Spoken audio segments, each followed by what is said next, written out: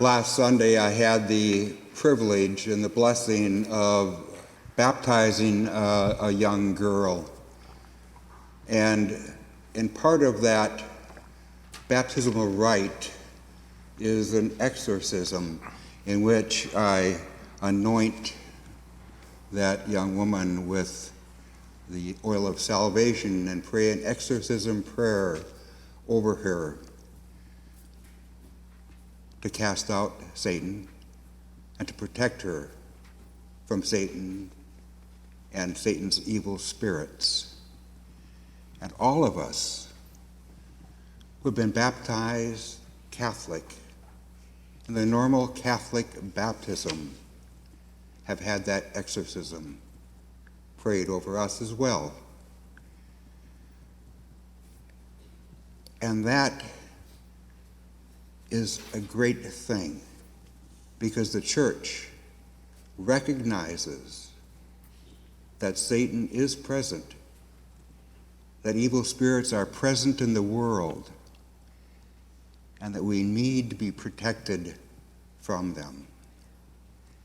Satan is alive, and Satan is working today. And Satan's greatest weapon is the weapon of division. For he comes to divide and to scatter.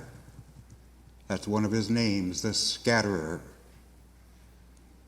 Just as God comes to gather together into one, just as Jesus came so that we could all be one in him, as he is in the Father, Satan comes to tear us apart.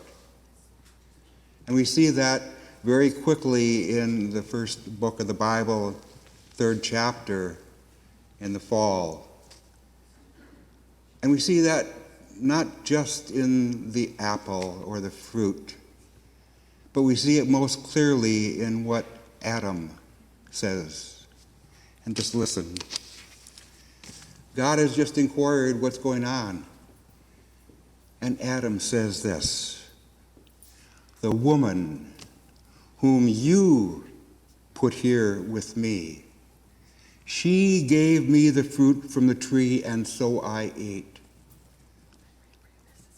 And the blame game begins.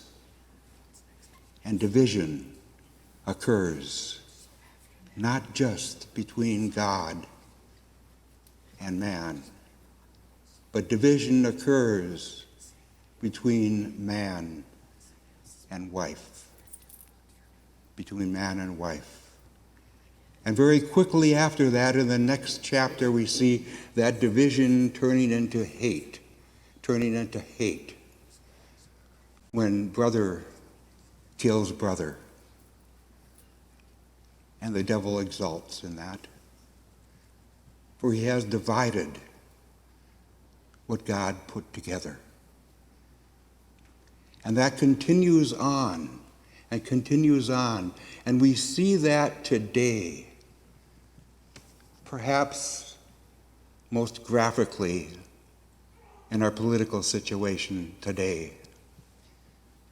When social media and regular media typically tear down the opposition, whatever that opposition is, with hateful words, with things designed to divide rather than to unify.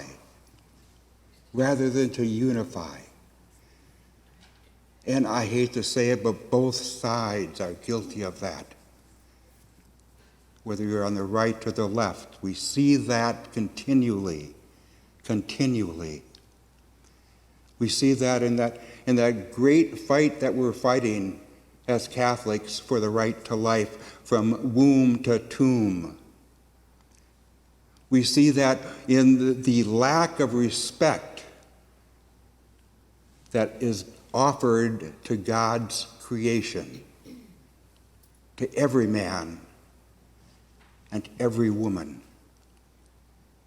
We owe respect because God created everyone. We say that in our creed, that God created all things, and that includes you and me and those we dislike as well.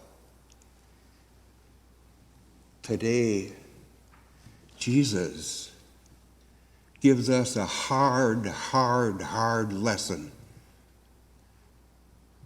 But it's a lesson that's designed to show us how to use a supernatural force to overcome the supernatural force of Satan.